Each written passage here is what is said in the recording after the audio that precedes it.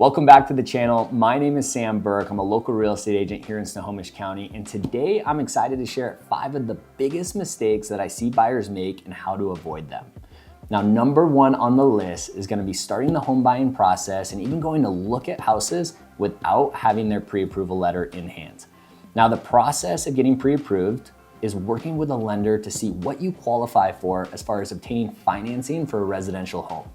Going through this process is going to let you know what down payment makes the most sense for your situation, what loan program makes the most situation, and is really helpful so you can see what your down payments look like in different situations. Now, having the pre-approval in hand is key because it allows you to write an offer. Typically, we're never gonna write an offer if a buyer does not have that pre-approval letter in hand, of course, unless they're buying a home cash. In the event where somebody finds the perfect house and they don't have their pre-approval done, they're gonna have to reach out to their lender and they're typically gonna scramble to get that done as quickly as possible.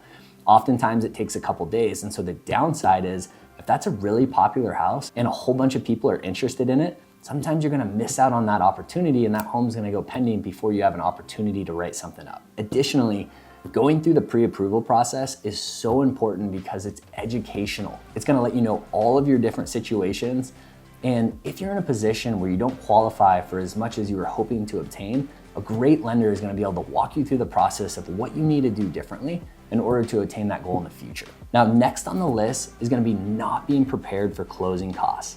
Now, in addition to your down payment, at the time of sale, there's going to be closing costs associated to a transaction in real estate.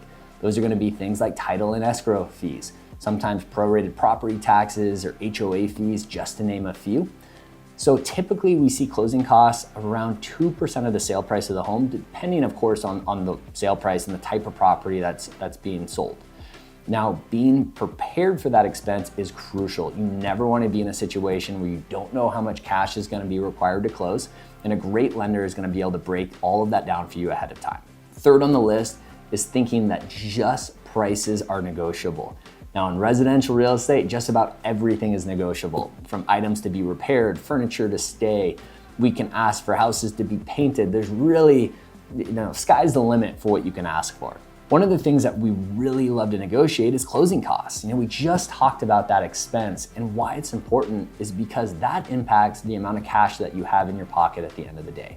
If a home is listed at $800,000, instead of writing an offer at $790,000 and asking for a $10,000 reduction in the purchase price, which amortized over 30 years is only gonna make a small difference in your monthly payment, we can ask for a $10,000 reduction in closing costs, which is gonna directly help you save money and put that money in your pocket at closing so you can be prepared for the future.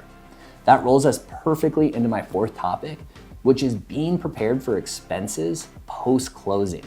Now, when a lot of people think of that, they think of big ticket items such as, if a roof starts leaking, being prepared for that expense, or if a furnace goes out, what do you do?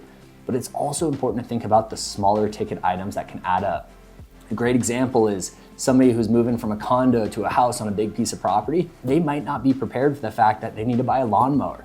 And it's a small item, but if enough of those kinds of things happen, it starts to add up. Now, if home maintenance is not your thing, I completely understand. A great option to look into would be new construction. Oftentimes, builders in this area are offering long-term warranties on all of their systems, appliances, and functions of the home, which can be really beneficial for those unknown situations in the future. Last, but certainly not least, I think the biggest mistake that a buyer can make, and reason number 5 on my list today, is skipping a buyer consultation. Now, the very first thing that we like to do with our clients is have them into the office for a buyer consultation. This is when we explain to them how everything works in the process from A to Z. We're gonna go over contracts, we're gonna go over timelines, what to expect, and best practices to succeed. Now, why it's important is because we wanna go over all that information before we're in the heat of the moment of trying to purchase a home.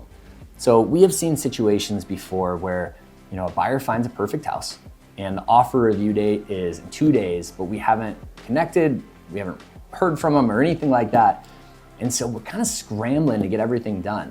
And we can move mountains for our clients. We can really get things done quickly, but I don't believe that it creates as great of an experience. You're in a rush and you're going over contracts and these things for the very first time. It can be a lot of information and it can be slightly confusing, versus if we go over it ahead of time and we can take the time to answer your questions It just allows for such a more enjoyable experience, and I highly recommend it. My goal is to help clients find their dream home, but most importantly, it's to make them feel comfortable and confident every step of the way.